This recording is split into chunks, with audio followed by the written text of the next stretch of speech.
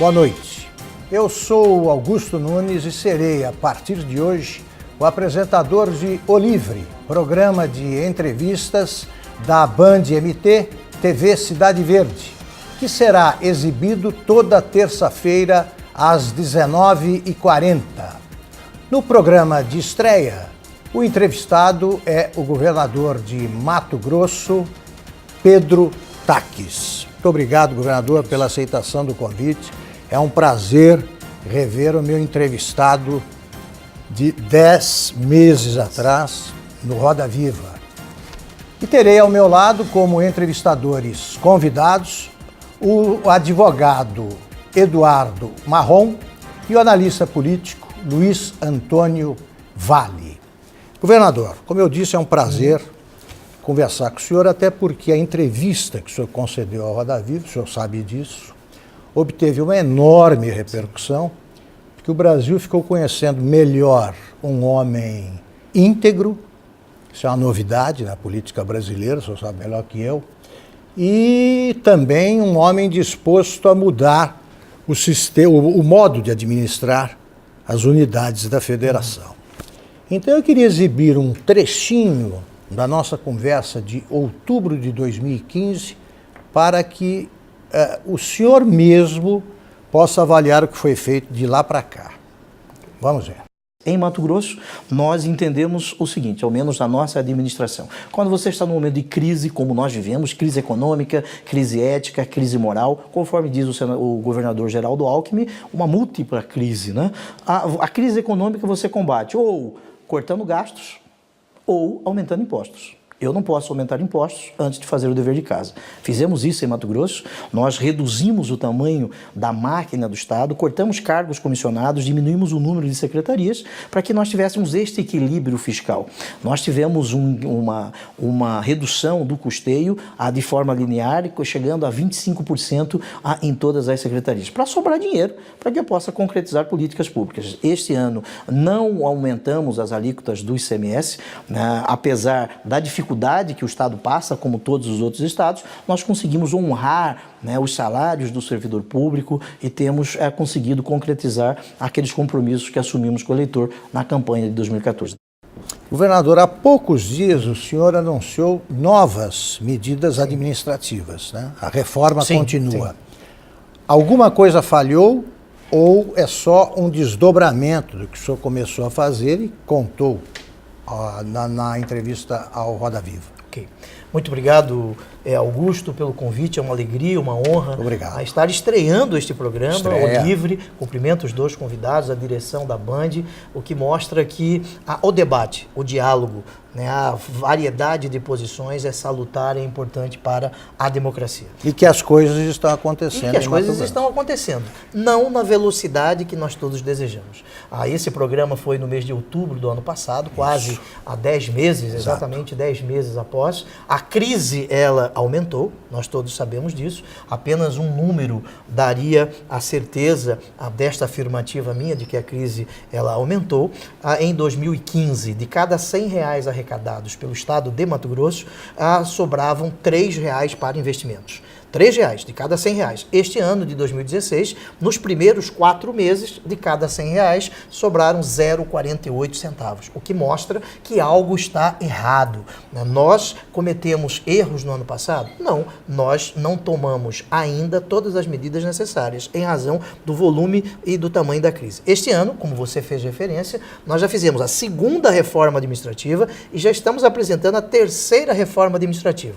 Tudo no sentido de fazer com que o Estado ele seja do tamanho que a sociedade exige. Eu sou daqueles que entende que o Estado não deva ser mínimo. Não existe tamanho do Estado. O tamanho é exatamente aquele em que ele possa concretizar as políticas públicas, né? Não sou refratário a esse chavão de Estado neoliberal, Estado mínimo. O cidadão não quer saber disso. O que o cidadão deseja é a concretização das políticas públicas. E a pergunta que se faz hoje, mesmo diante desta crise, é: o Estado está cumprindo o seu papel?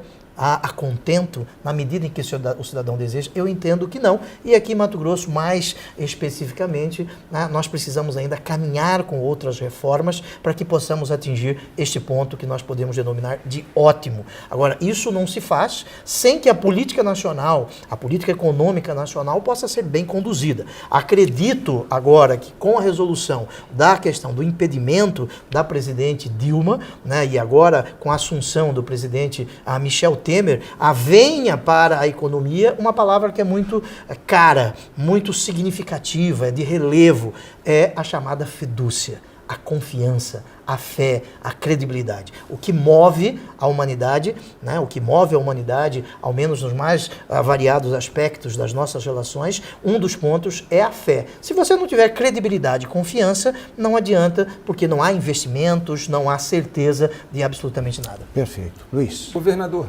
sim. O senhor acabou de colocar que a capacidade de investimento se reduziu, certo? E nós sabemos que esse mês será paga a 4ª parcela do Bank of America, né, da dívida dolarizada, 34 milhões de dólares, que vai dar, provavelmente, dependendo do dólar da época de pagamento, mais de 120 milhões. Sabemos que também há um descompasso em torno de 600 milhões no caixa. Se nós temos um descompasso, temos uma dívida para pagar agora em setembro, que ela é semestral, como é que nós vamos recuperar essa capacidade de investimento a fim de poder cumprir as necessidades que o povo de Mato Grosso precisa? Com muito trabalho, né? Eu sou um otimista. Eu acredito que Mato Grosso ele vem passando um momento histórico importante. Eu acredito na iniciativa privada.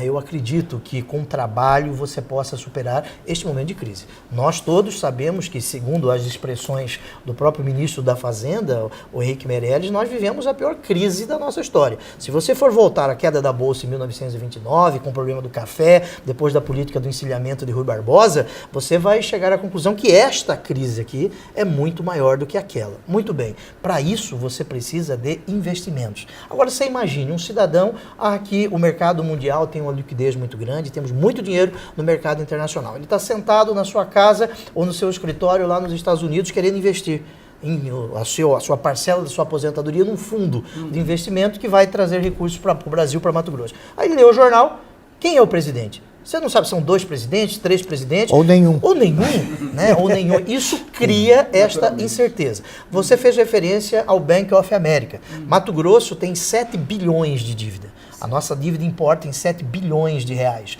Nós temos uma capacidade de endividamento ainda, porque da nossa receita corrente líquida, 40% está comprometido com o endividamento, mas nós temos um espaço fiscal possível de dar contração de novas operações de crédito. Só que a irresponsabilidade da administração passada fez com que nós chegássemos a este momento. Venderam, Augusto, parte da dívida do estado de Mato Grosso para um banco americano, o Bank of America, e não estabeleceram cláusulas ali que garantisse, né, o hedge, ou a variação cambial. Portanto, nós não tínhamos uma garantia para a variação cambial.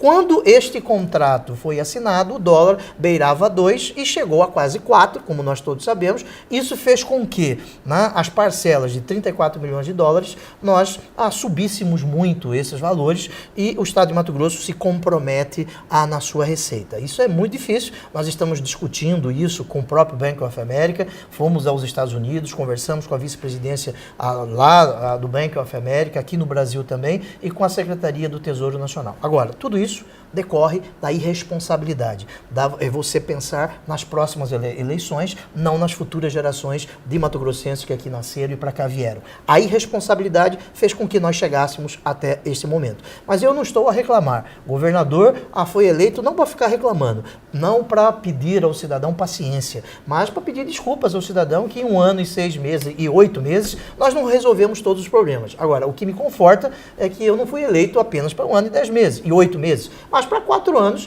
né, o cidadão precisa ter esta compreensão que o político hoje ele tem que falar a verdade. E Mato Grosso não vai bem financeiramente, mas nós estamos trabalhando muito, os nossos secretários, para que possamos satisfazer as políticas públicas a que nós nos comprometemos na eleição. Perfeito. Marrom. Governador, eu quero explorar o aspecto dúplice da sua personalidade, pelo menos da sua formação. A questão jurídica de um lado e a questão política de outro. Eu gostaria de saber, nesse essa abordagem a respeito de arrecadação, se o jurista Pedro Tax é a favor da desvinculação constitucional da arrecadação, isso de um lado, e se o político Pedro Tax... Explica o que é, não? A Constituição, ela engessa, do meu ponto de vista, o governante, inclusive é um ponto de vista do TCU e do próprio TCE daqui de Mato Grosso, engessa o governante, na verdade a máquina pública, a investir determinadas proporções, determinadas frações em áreas base, e o governante, por mais políticas públicas que ele tenha, como o governador disse, ele fica jungido a investir 97%, 99% da receita. Esse é um ponto. Se o senhor é favorável à desvinculação constitucional. Agora, de outro, o político Pedro Tax é a favor da taxação do agronegócio? Ok. Marrom, ou Marrom, depende da sua pronúncia, né? Eu agradeço por essa pergunta. Na né? televisão ele gosta de marrom. Marrom. E a gravata é mais ou menos dessa cor. Uma não é coisa isso? séria. Muito bem. Eu sou eu e as minhas circunstâncias. Ortega y Gasset faz referência a isso, um grande filósofo, jurista, como você bem sabe. Dentro de mim e dentro de você existem vários eus. Você não é um ser único, você é pai, você é marido, é filho, professor. Nós temos que entender que o jurista e o político, se você busca a concretização de determinados princípios, não interessa onde você esteja. Não interessa em qual trincheira você esteja. Muito bem, eu quero dizer a você que a desvinculação da receita da União, a chamada DRU, ou a desvinculação da receita dos estados, a DRE. O que interessa não é o quanto se vincula, o que interessa é a eficiência deste serviço. Veja que alguns municípios do estado de Mato Grosso, Augusto, gastam 35%, 36% do seu orçamento com a saúde. E a vinculação é bem menor que isso, 25%. Né? Muito bem, o que nós temos que entender não interessa o quanto se gasta, o que interessa é como se gasta, a eficiência disso. Então, eu sou favorável a esta desregulamentação, a esta desvinculação, desculpe, mas você precisa ter um instrumento de fiscalização para saber se essas políticas públicas estão sendo concretizadas. Aqui no estado de Mato Grosso, a questão é o volume de recursos para isso. Nós precisamos de dinheiro. O governador ele não tem a fábrica do dinheiro, ele tem a chave onde está o cofre que circunstancialmente o cidadão nos autorizou a manejar essa chave. Mas o dinheiro não é meu, o dinheiro é do cidadão contribuinte. O que nós precisamos entender não é o quantum, não é o percentual, mas a efetividade disso. Infelizmente, caindo na área da saúde, a gestão da saúde no Brasil todo, e especificamente no estado de Mato Grosso, foi muito mal feita. E nós temos ainda o subfinanciamento da saúde em razão do pouco repasse da União para os estados. Vou apenas trazer um exemplo. Em termos de farmácia de alto custo, remédios.